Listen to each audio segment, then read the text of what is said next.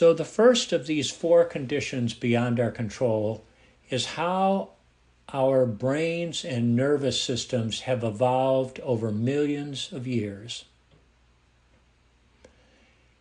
And the most important thing to know about how they have evolved is that they contain all of the capacities for our enoughness. Sandy, you might want to mute yourself. Thanks. They contain the capacities for our enoughness. They include capacities for protecting ourselves,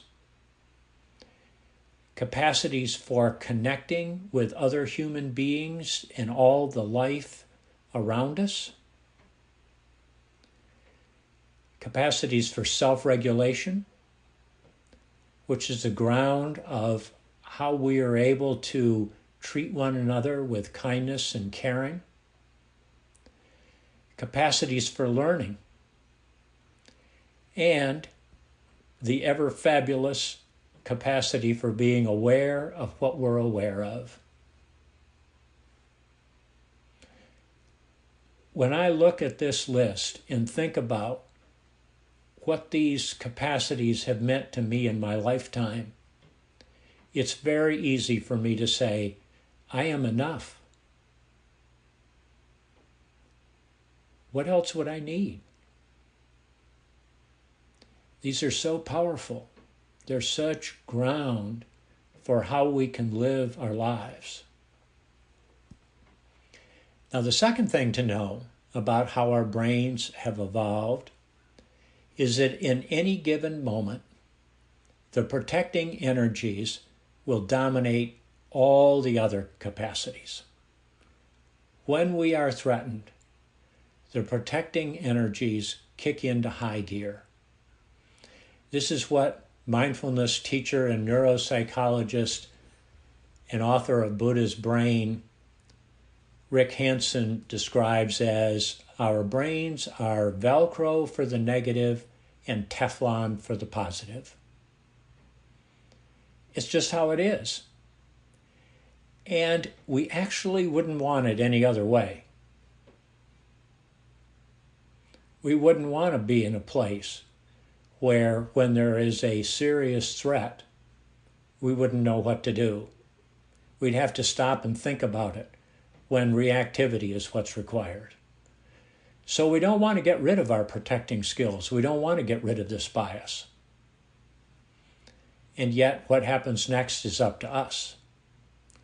And mindfulness is one of the strategies, one of the ways of approaching life that allows us to find the space to make choices. So that's the first of the conditions. And I'd like you to take a moment now and think about how this condition, this way that our brains have evolved over millions of years, how this negativity bias shows up in you. Consider a recent experience when your negativity bias showed up.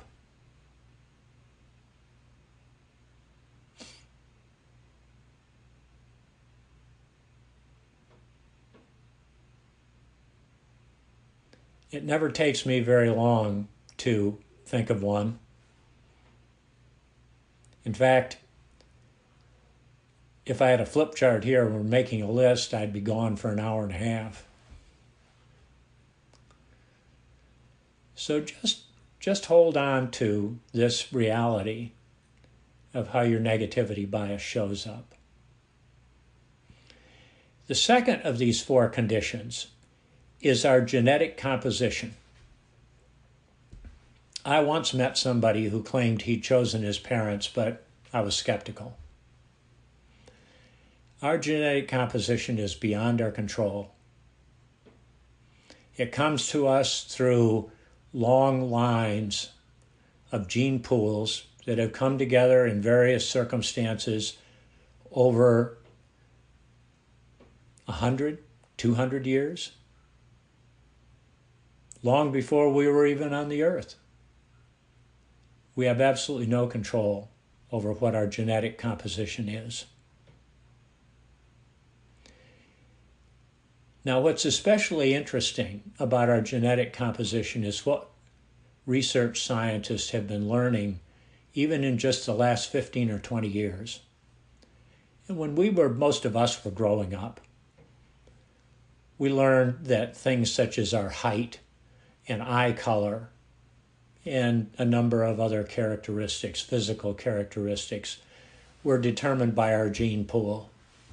And that there were dominant and recessive characteristics, and that parents that each were exhibiting a dominant characteristic could have a child that exhibited a recessive characteristic. So it was also pretty random. Talk about beyond our control. What's been interesting out of the research from the last 10 or 15 years is how much more there is about how we are, how we show up in life moment by moment, that is in fact part of our genetic composition.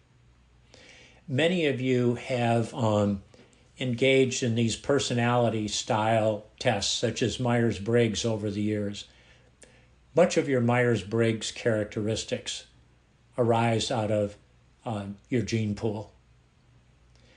So our personalities, there's such a thing now that is advocated by researchers called the happiness set point. It's not entirely locked in, but we kind of get that sense that some people just seem to show up as happier people than other people. Our energy levels, our anxiety levels. When I look at just picking two of my relatives, my paternal grandfather, what I see is an enormous amount of energy and distractibility. It's time to laugh, Rob. Sharing the same grandfather. And then Rob and I had a maternal grandfather that we never knew, but we do know that he suffered from serious bipolar disorder. And so we can each sense how those qualities from either grandfather have shown up in our parents and in us and in our third brother. So take a moment now and think about some prominent aspect of your personality that you think might have arrived from your parents, or you can see in your aunts and uncles or grandparents. Some aspect of your personality beyond your control that came down through your gene pool.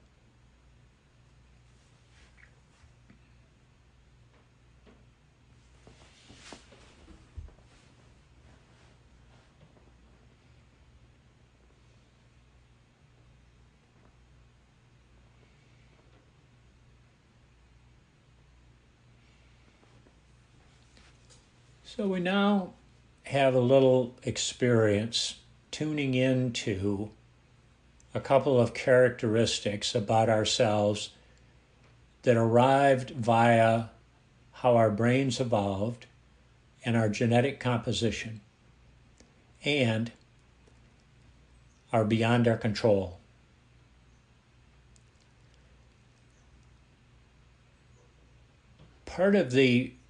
A huge part of the benefit of this understanding of human beings and myself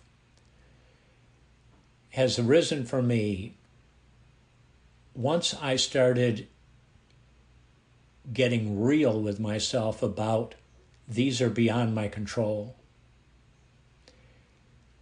There is an aspect of our protective energies that doesn't like this phrase, beyond my control.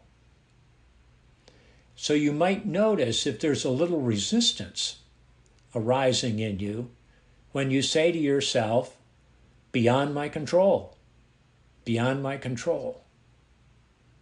These ways of being are beyond my control.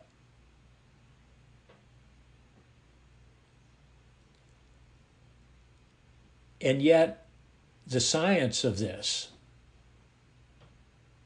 is very powerful. We can all understand that. So the invitation at this stage is,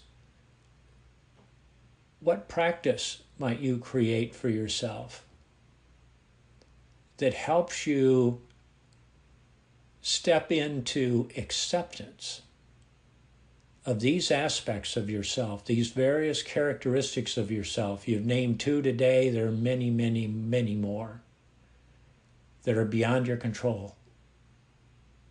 Being accepting of that.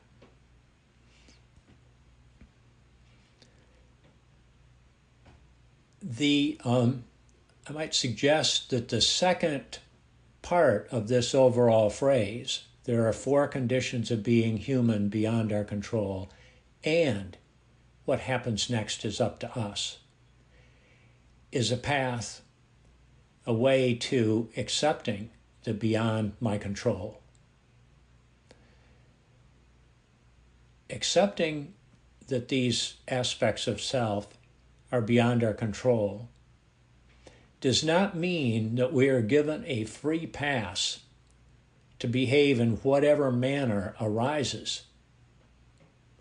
It does not mean that we are not accountable for our behavior, for our thoughts and words and actions.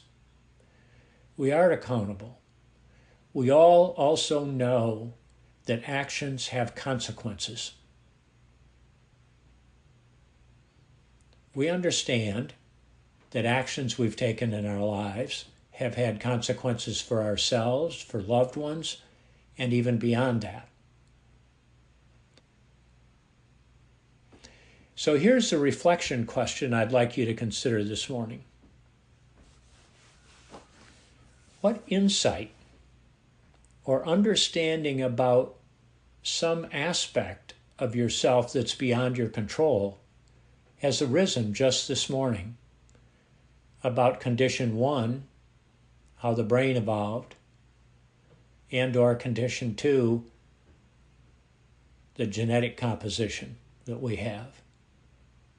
What's come up for you about yourself? What understanding about who you are and how you are has arisen?